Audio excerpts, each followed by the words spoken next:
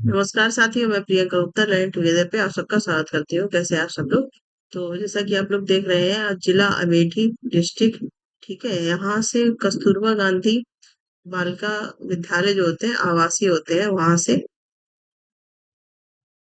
Vacancy निकली हुई है। तो ये ऑफिशियल वेबसाइट है जिला अमेठी की। यहाँ आप नोटिस में जाएंगे तो यहाँ प्रेस रिलीज में जब जाएंगे तो ये वैकेंसी आपको यहाँ पे देखने को मिलेगी। ठीक है। और ये स्टार्ट हो चुकी है 10 अक्टूबर से, और 31 अक्टूबर तक इसके फॉर्म भरे जाएंगे। तो यहाँ पे ये पीडीएफ भी दिया गया है, जिसको अगर हम लोग डाउनलोड करेंगे तो यहाँ पे आपको देखने को मिलेगा। इसको भी देख लेते हैं हम लोग कि क्या क्या चीजें पूछी गई हैं। ठीक है। तो जैसा कि यहाँ पे है कार्यालय, जो आपका ये यहाँ पे दिया गया है, ये अमेठी जिला है, यहाँ से वैकेंसी निकली हुई है। तो ये कार्यालय कार्यालय शिक्षा, एक सेकेंड, यहाँ पे आप देख पा रहे होंगे।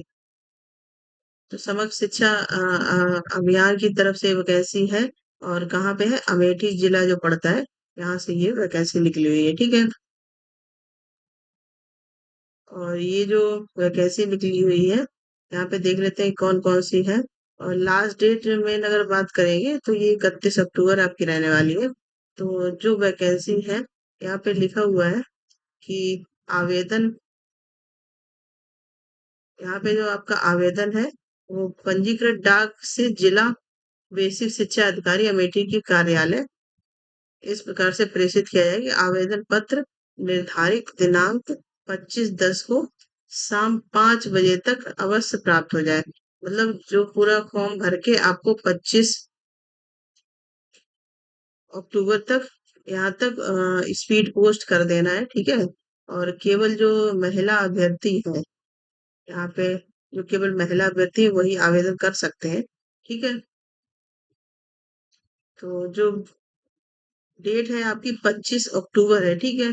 जो नोटिफिकेशन में बाहर डेट दी गई, जैसा कि अगर आप वेबसाइट पे देखें तो यहाँ पे लिखा हुआ है कि 31 अक्टूबर, लेकिन अगर आप नोटिफिकेशन यहाँ पे देखते हैं तो ये आपका दिया गया है 25 अक्टूबर। ठीक है। तो 25 अक्टूबर तक आपको कर देना है। अब यहाँ पे देख लेते हैं कि कौन कौन सी पोस्ट है, और केवल फीमेल कैंडिडेट ही अलाउ है यहाँ पे। तो यहाँ पे पोस्ट देख लेते हैं। एक तो आपकी पूर्ण कालिक गणित शिक्षिका की पोस्ट है। ठीक है। और आयु भी यहाँ पे बताएगी कि 25 से 45 साल की आयु होनी चाहिए। ठीक है। इसके बाद एक कुल पद जो है वो 4 है। और जो वेतन आपका रहेगा, 24,200 कुछ वेतन रहने वाला है। अगर अनिवार्य शिक्षा और परीक्षण अहर्ता की बात करेंगे तो यहाँ पे वो आपका रहेगा कि आपने गणित विषय से प्रशिक्षित स्नातक मतलब बीएससी किया हो, बीएड हो उसके साथ। ठीक है। इसके बाद आपकी टीईटी की परीक्षा उत्तीर्ण हो। टीईटी मतलब आपका यहाँ पे यूपी टेट भी हो सकता है, क्योंकि यूपी की वैकेंसी है, या फिर आपका सी टेट भी यहाँ पे हो सकता है। ठीक है। इसके बाद पूर्णकालिक शिक्षिका, यहाँ पे विज्ञान की वैकेंसी है, जो आपकी 2 दी गई है। ठीक है। और इसके बाद इसका भी वेतन कितना है, वेतन 24,200 प्रति माह रहने वाला है। ठीक है। और इसमें जो विज्ञान के लिए आपका मांगा गया है, तो जेड होना चाहिए आपका, मतलब जूलॉजी बॉटनी केमिस्ट्री, और उसी के साथ आपने टेट किया हो, और आपका बीएससी हो। ठीक है। इसके बाद तीसरे जो पोस्ट है, यहाँ पे आप देख सकते हैं, ये यहाँ पे हिंदी और संस्कृत के लिए। ठीक है। तो इसके भी कितने, 2 पद हैं आपके। और जिसमें से ये कैटेगरी भी दी है, किस कैटेगरी में कौन कौन सा है। तो जैसे कि आप लोग यहाँ पे देख पा रहे हैं, ये कुछ पेन गड़बड़ कर रहा है, मैं ऐसे ही बता देती हूँ। ठीक है। तो ये 24,200 रहने वाला है। इसके साथ ही भाषा हिंदी एवं संस्कृत से प्रशिक्षित स्नातक तथा एनसीटी से मान बीएड एलटी या फिर आपका समकक्ष होना चाहिए, और टीईटी की परीक्षा जरूर पास होना चाहिए हिंदी और संस्कृत के लिए। ठीक है।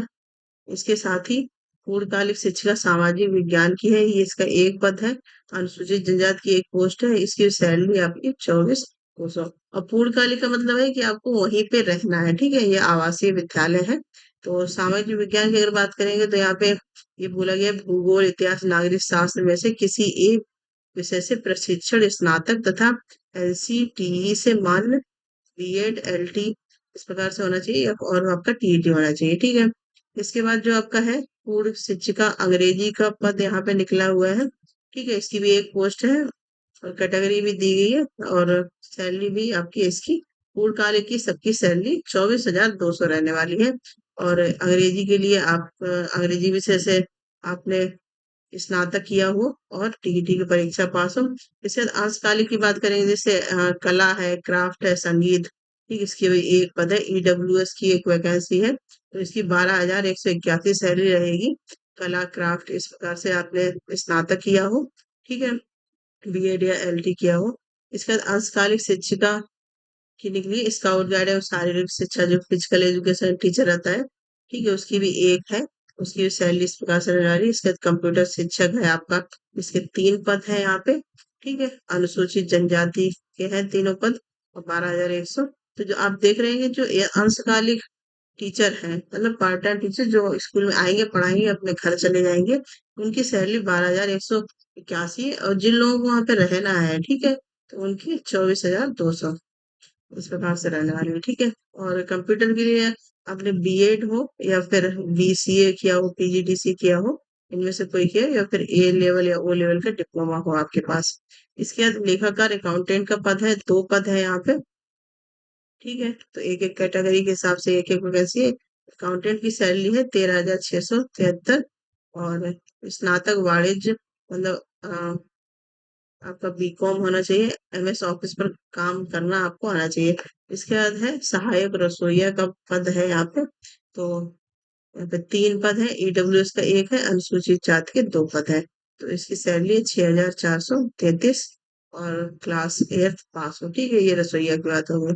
यहाँ पे पूर्णकालिक और अंशकालिक शिक्षिका शिक्षिका की आपकी बात है, तो पूर्णकालिक है, अंशकालिक है, और कुछ नॉन टीचिंग के पद भी निकले हुए हैं, ठीक है। इसके बाद देखो यहाँ पे जो इम्पोर्टेंट चीज है, और यहाँ पे जो है आपके मेरिट के हिसाब से सारी चीजें होंगी। हाई स्कूल के इस प्रकार से नंबर जोड़े जाएंगे, इसके बाद इंटरमीडिएट के इस प्रकार से नंबर जोड़े जाएंगे। बीएससी है आपका प्रशिक्षण जो भी। और अगर आपने कस्तूरबा गांधी स्कूल में पहले कभी काम किया है, तो वो ही आपका एक्सपीरियंस यहाँ पे ऐड होगा, ठीक है। इसके साथ ही ये सारी चीजें हो गई। और जो मेन है कि आपका क्या क्या वहां पे भेजना है। देखो, अभ्यर्थी के आवेदन पत्र के साथ निर्धारित स्थान पर नवीनतम फोटो, पासपोर्ट साइज की स्व प्रमाणित फोटो आपको चस्पा करनी अनिवार्य है, आपको फोटो लगानी है। इसके जितने भी शैक्षिक अंक पत्र है, प्रमाण पत्र, अनुभव प्रमाण पत्र, आधार प्रमाण पत्र, जाति, निवास, अन्य वांछित प्रमाण पत्र की छाया प्रतियां, मतलब फोटो कॉपी स्व प्रमाणित लगानी है, ठीक है। जो आप फॉर्म भेजेंगे उसके साथ ही आपको संलग्न करना है, ठीक है। आवेदन पत्र के साथ 2 लिफाफा अपना पता लिखा हुआ ही आप उसमें अटैच करेंगे। मतलब आपने आवेदन पत्र भरेंगे, अपने सारे डॉक्यूमेंट लगाएंगे, सबको सेल्फ अटेस्ट करेंगे। इसके बाद 2 लिफाफे आपको खाली उसमें रखना है, जिसमें आपका पता लिखा होगा, ठीक है। जिस पर ₹45 का डाक टिकट भी आपको लगाना पड़ेगा। दोनों लिफाफे पे एक एक, ठीक है। एक लिफाफे में केवल एक ही आवेदन पत्र स्वीकार किया जाएगा, एक लिफाफे में एक से अधिक आवेदन पत्र भेजने पर सभी आवेदन निरस्त कर दिए जाएंगे।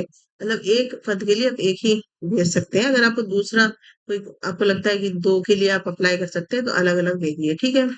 और जो आपका आवेदित भेजेंगे लिफाफा, उसपे अच्छी भाषा में बड़ा बड़ा लिखा होना चाहिए, ठीक है। आवेदित का नाम और जो भी जिससे अप्लाई किया है। इसी के साथ है यहाँ पे जो पूर्णकालिक शिक्षिकाएं हैं, सहायक रसोइया का पद पूर्णकालिक होने के कारण विद्यालय परिसर में ही निवास करना अनिवार्य होगा, अन्यथा किसी स्थिति में चयन समाप्त कर दिया जाएगा। पूर्णकालिक स्टाफ को अपने साथ परिवार के किसी भी सदस्य को विद्यालय परिसर में रखने की अनुमति नहीं होगी, ठीक है। तो ये चीज आपको ध्यान में रखनी है। सारी चीजें आप पढ़ के अच्छे से तभी करें, क्योंकि बहुत से लोग होते हैं जो अकेले नहीं रह पाते हैं, तो फिर वो नहीं है फिर, ठीक है। इसके बाद है, और ये कॉन्ट्रैक्ट बेसिस पे है, तो शैक्षिक सत्र जैसे 11 माह 29 दिन के लिए होगा। और अगर आपका काम अच्छा पाया जाता है, तो आपका अनुबंध बढ़ाया भी जाएगा वहां पे, ठीक है। इसके बाद रिक्तियां जो घट बढ़ सकती हैं, ये सारी चीजें, तो ये है डिटेल। और इसके बाद यहीं पे ये एप्लीकेशन फॉर्म है जो आपको भरना है, ठीक है। ये पूरा दिया गया, यहाँ से आप प्रिंट आउट करके इसको भर के, आवेदन पत्र का नाम, विषय क्या है, यहाँ पे आपको अपना फोटो लगाना है नया, और उसको अटैच, सेल्फ अटैच भी करना है, ठीक है। अभ्यर्थी का नाम देवनागरी लिपि हिंदी में लिखना है आपको। इसके बाद पिता या पति का नाम, स्थायी पता, पत्र व्यवहार, ये सारी चीजें, और कौन सी आरक्षण, जैसे कैटेगरी से बिलोंग करते हैं, तो उसका अगर प्रमाण पत्र जारी है तो वो भी आपको लगाना है, ठीक है। ये सारी चीजें भर के, ये पूरा सही से अच्छे से भर के, फिर आपको वहां पे जैसे जैसे बताया गया है वैसे भेज देना है, ठीक है। स्पीड पोस्ट करना है, देखो यहाँ पे लिखा है ये आवेदित पत्र पंजीकृत डाक से जिला बेसिक शिक्षा अधिकारी, ठीक है। तो ये मैं एक बार और आपको अच्छे से यहाँ से समझा देती हूँ, वहां पे आपको भेजना है, कि इधर उधर भेजने का कोई मतलब नहीं है। तो ये है आवेदित पत्र, यहाँ पे अगर आप देखेंगे, आवेदन पत्र भर के पंजीकृत डाक से जिला बेसिक शिक्षा अधिकारी, ये पता है अमेठी के कार्यालय में इस प्रकार से प्रेषित किया जाएगा कि आवेदन पत्र निर्धारित तिथि 25 अक्टूबर को शाम को 5 बजे तक अवश्य प्राप्त हो जाए। मतलब आपको इस प्रकार से भेजना है कि ये शाम 5 बजे तक 25 तारीख। और देखो बहुत से बच्चे इसीलिए अंदर नोटिफिकेशन पढ़ना बहुत जरूरी है, क्योंकि जैसे बाहर वहां पे लिखा है 31 अक्टूबर लास्ट है, ठीक है। तो बच्चे उसमें भी रह सकते हैं कि 31 अक्टूबर, लेकिन यहाँ पे देखो डेट दी गई है 25, तो आपको 25 तक भेज देना, ये इम्पोर्टेंट चीज है। तो ये पूरी जानकारी थी अमेठी से निकली हुई यूपी की वैकेंसी। इस समय कस्तूरबा गांधी की अलग अलग जिला में वैकेंसी निकल निकल रही है, तो जिन लोगों को भी भरना है वो भर सकते हैं। और फिर सब कुछ डिटेल में आपको बता दिया गया है, फिर भी कोई अ, दिक्कत है या फिर कुछ आपको लगता है और पूछने का, आप देख सकते हैं, ठीक है। तो ये बाहर जो लिखा है यहाँ पे, इस पे नहीं जाना है आपको, ये नोटिफिकेशन जो दिया है ये अच्छे से पढ़ना है, ठीक है। उसके साथ ही आपका एप्लीकेशन भी अटैच है। तो ये पूरी जानकारी थी वाल- जो कस्तूरबा गांधी स्कूल में वैकेंसी निकली हुई है, और ये कॉन्टेक्चुअल बेसिस पे है। और यहाँ पे कांटेक्ट बढ़ा भी दिया जाता है अगर कोई भी ज्यादा गंभीर समस्या न देख ली हो, ठीक है। और इसी प्रकार के अपडेट के लिए बने रहिए लर्निंग टुगेदर से, और इसको ज्यादा से ज्यादा शेयर करिए, क्योंकि जैसे अब जो कैंडिडेट नहीं भर सकते हैं, आपका रिश्तेदारी में कोई है या कुछ, तो फिर वहाँ जो लोग रहते हैं, वो क्योंकि लड़कियां हैं अपने एरिया में ही जॉब थोड़ा चाहती हैं, तो उन तक ये चीजें पहुंच पाए। कोई भी डाउट है तो पूछिएगा, और इसी प्रकार के अपडेट के लिए बने रहिए लर्निंग टुगेदर से। धन्यवाद।